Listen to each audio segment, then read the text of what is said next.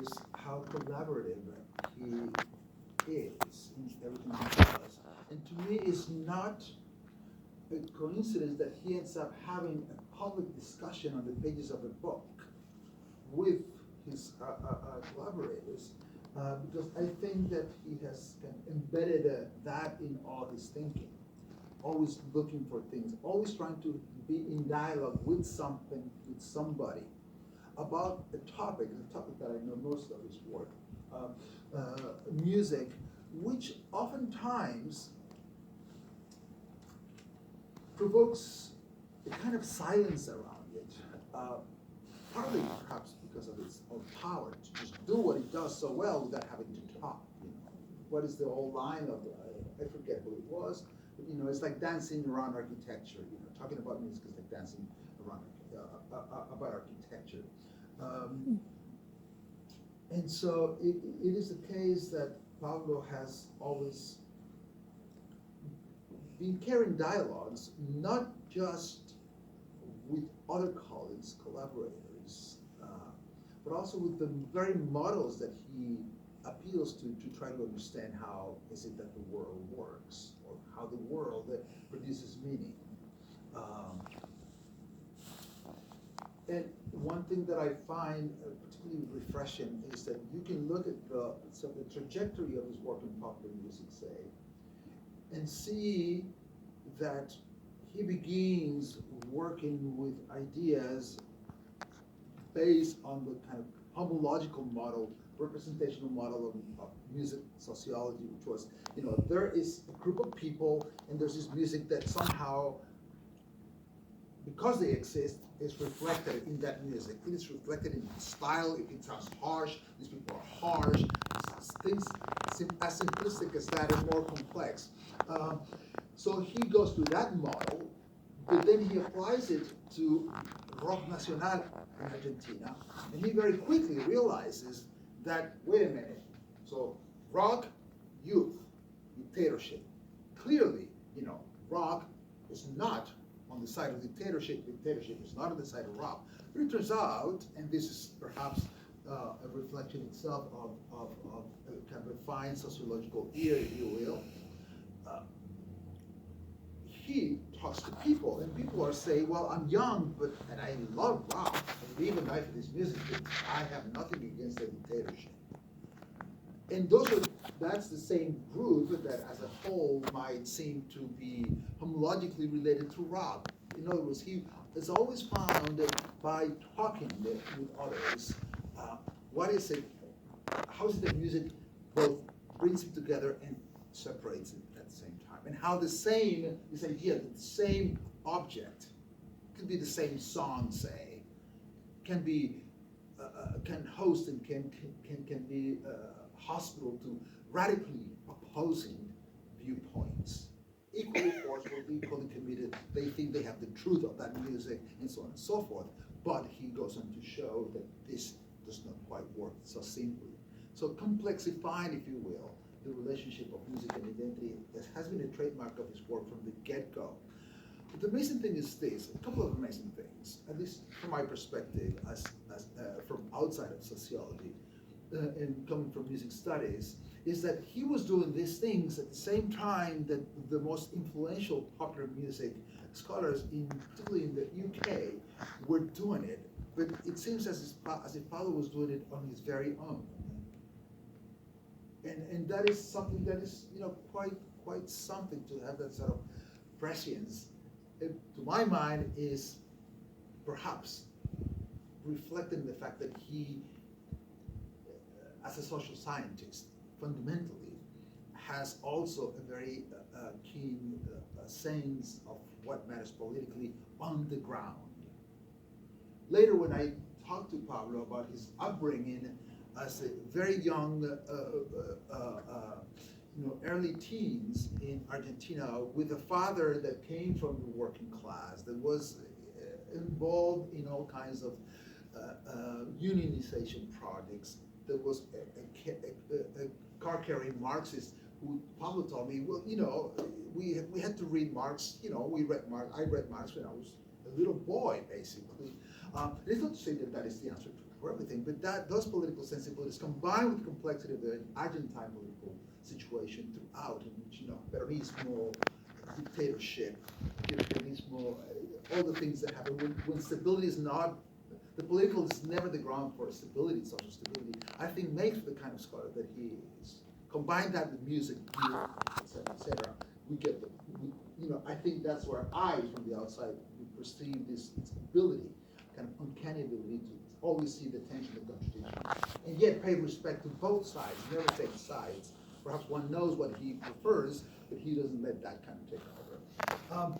Also remarkable is, to my mind, the fact that he moves because he perceives that the homological model is not going to be sufficient on its own to account for the complexity, social and otherwise, of the music and the people, particularly that he studied. He begins, in his very books, he always has a moment in which he critiques himself. A gesture that I always invite my own students to adopt in the conclusion to their dissertations. So when you say, okay, I've done all this work, but look, this is all the kinds of things that I haven't been able to accomplish because nobody accomplishes everything, of course, but also because my model has this and those shortcomings. And I find that gesture of perhaps methodological and theoretical humility to be important and kind of a valuable lesson for, in fact, for writing, but also for writing many books, because he's able to then move on to the next thing. He says, okay, that doesn't work. What else is out there? Okay, so we have cultural studies emerging in the UK. Gramsci is being recuperated. Althusser is finally being read, and he grabs onto that. So he has, interpolation on the one hand, and he has theories of articulation on the other hand, but those work in different directions. Articulation assumes that there are two things.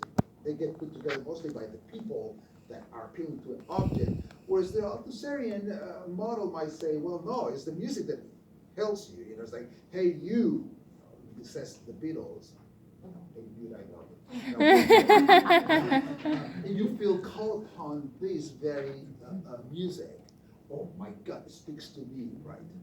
And you become both the subject and subject to that very music. I think that the experience of music is very palpably so, by upon count, if you are invested at all in music. So there he has moved from a homological project in which the social is first, the social formation, say, is first, and then the music reflects it, to something in which these two things begin to become part of a correlation, so to speak, in which you can never say, well, first the music, then the people that like it, or identify ways or say these forms of identification, but rather these things are always in play, which allows them to solve the problem that, rock, nacional, youth, dictatorship, emancipation or resistance to right-wing politics. Now the model allows them to explain these two things. But he also feels that, and you can trace this in his own writings, through other writings, he feels that there's something missing there. And that something missing is the complexity and density of stories that people tell themselves about those relationships to and with music. And so he embraces next, so he has to, Pablo, performs this kind of pretty self-critical move and says, okay, I need something else. And when he gets to the moment in which he calls kind of a narrative moment, narrativization and plotment and so on, the kind of storytelling that organizes those relationships around music to people and that they themselves carry out, becomes the next step. What's important about that move is that it allows kind of a very serious conversation around the question of fandom, spectatorship, and audience formation, particularly in the digital age or moment in which he is able to kind of put the narrative model on the scene. Happens at a moment in which all you need to do is just enter into any kind of social media and read commentaries about music. Anyone, in the case of kind of global pop, it is staggering. You know, that a song could have, ooh, what, 500 million views within a matter of 1 month, out of which, you know, ooh, let's say 1 million people decide that they want to share with the world what they think about this because they like it, love it, or couldn't care anymore. So the,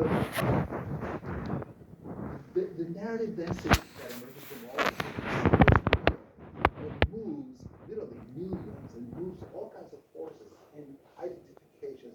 So this is only becoming more and more complex. All along the way, and just to finish up, to round this out, all along the way, Pablo, I think, is using the social, whatever that is, social relations to either a kind of a radical realism that, you know, there are facts, there's nothing else, or forms of idealism that say, whoa, well, what matters is the ideas that are done and carried and developed on behalf of that sociality. And it is perhaps, finally, perhaps not surprising that he finds in his latest work, in the theories of affect, which are very much material and grounded in bodies. We know that that happens to us. Each one of us. Just go here to be the species that we are. But he refuses to leave affect at that level of, okay, it's awesome, it happens, we hear, we're affected, we're like shaking or in tears or moving, we're trained by music, all those things. But he refuses to leave it at that level. He says, well, there's also emotion, which belongs to a different kind of branch of affect theory. And there, it doesn't mean that we toss the baby with the bathwater, right? No, because people still tell stories about themselves. And those narratives, those things that he had priorly thought in terms of narrative, in terms of interpolation, articulation, and in his earlier work in terms of homologies, are all still in play. And that's what we find now towards the end of his work. In all a remarkable trajectory of thinking music, and more remarkable to my mind, that is done so that it remove disciplinarily from the concerns of music studies. But here I have to say, not to self-flagellate, I think that music studies is a problem, not to be more mindful of the kinds of things that others do in the name of music. The other thing that I knew about Pablo, before I met him, is that he was an audiophile. And somebody who cares so. So here's what I was told by a friend, common friend, Gertrude, say. He says, "Oh, you must know Pablo, right?" I said, "No, I actually never met him." "Oh man, if you go to his house, man, he has like golden cables that are like each one is like $2,000, like one little thread of, you know, and so you have to take your shoes off, and there's an enclosure, and you know nobody can touch his records, and oh, he has this preamp that is made, there's only 10 of them, whatever, you know, all sorts of audiophilia, and I think that fascination with sound is there somewhere along the ways. You know, Pablo has never kind of told us, you know, for all his kind of dialogic approach to scholarship and talking to colleagues and like critiquing his authors and they critiquing back. This kind of nice interplay. He's never really spoken much about his own kind of musicophilia, not just his audiophilia. Perhaps now that his children are continue to grow and continue to play sports, he might regale us with another story, which is that of audiophilia. Thank you very much, and thank you, Pablo. Thank you.